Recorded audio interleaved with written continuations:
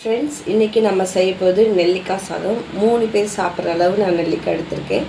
மொத்தம் 9 நெல்லிக்காய் எடுத்திருக்கேன். இப்போ வாங்க எப்படி செய்கிறதுன்னு நம்ம பார்ப்போம்.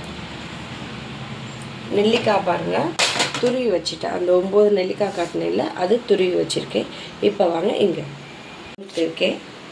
வானலி காய வச்சு எண்ணெய் ஊற்றிருக்கேன். இதுக்கு தாளிப்பெல்லாம் நம்ம போட போகிறோம். கடுகு, உளுந்து, கடலைப்பருப்பு 3 வறுத்து எடுத்துக்கிறோம்.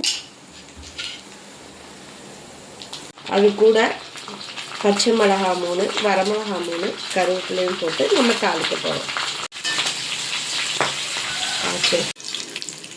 பெருங்காயத்தூள்,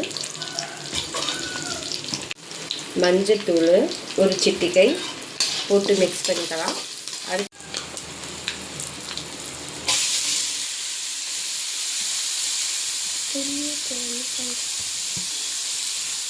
துரி ஆக்க போகிறோம்.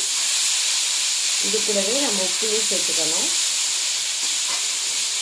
தேவையான அளவு உப்பு சேர்த்துக்கோங்க. நான் என்ன சேர்க்க போகிறேன். தேவையான அளவு உப்பு. இப்போ நெல்லிக்காய் வதக்கிடுச்சு.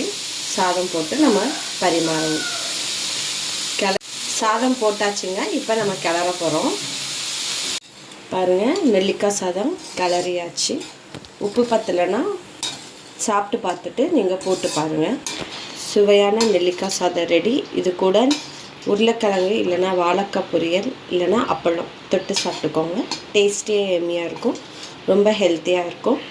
நெல்லிக்காய் பிடிக்காதவங்களுக்கு கூட இந்த மாதிரி நெல்லிக்காய் சாதம் செஞ்சு கூட கொடுக்கலாம். நன்றிங்க.